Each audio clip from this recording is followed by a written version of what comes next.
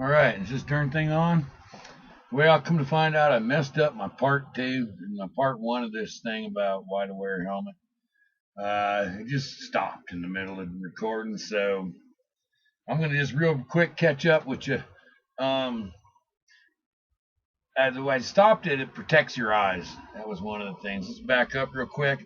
Reason to wear the helmet: reduces aging effects. Prevents bug face and owl head. It's warmer than the hats, and it protects your specs. Specs are expensive. If you ain't got a helmet or nothing between them, it's just nothing but the rain and the dust and the wind. They're sandblasting those expensive lenses, whether they're prescription or some kind of cool Maui gems. They're still expensive, so there's a reason. And number five is it protects your ears. Your ears not only get protected from, from the noise, constant noise, and people may wonder why I'm loud. I've had a life of loud pipes and loud guitars and loud equipment at work. It makes you loud, and apparently it might even mess up your hearing.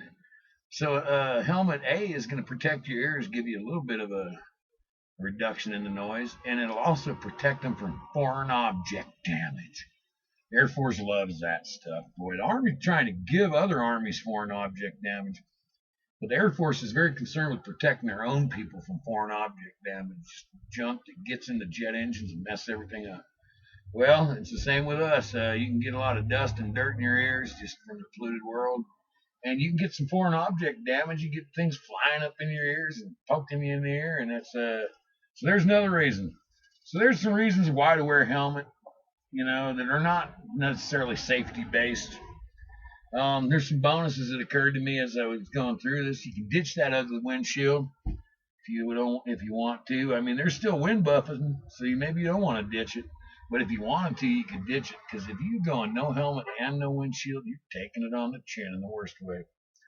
Nice thing is it allows communications while you're riding. If you both got compatible type comm systems, you can sit there just talking and deciding what to do left or right, and no more of this signaling each other or stopping at intersections and having a confab about the whole thing. And for you that film, it's a good GoPro mount platform. If I just strap that on my head like a light, like a climber's nightlight, it'll jiggle all over. Strap it on like a body camera, it's gonna jiggle. But those helmets are pretty stable. You can put her up above, down your chin, whatever. So those are some good reasons. It all boils down to two things. You get better riding if you wear a helmet, at least in the cold, because if your head gets cold, your body's getting cold, you're tensing up on the handlebars, your performance goes down, your judgment goes down. So in one way, you could say that it maybe makes for better riding. And the other thing, it makes for more comfy riding, once again, in the winter. In the summer, maybe not. You're in that old brain bucket sweating in there, and it may not be pretty. But in the winter, you're more comfortable. Your ears ain't freezing, your face ain't freezing. So those are two good reasons in itself. Oh, this fucking thing stopped again, I think.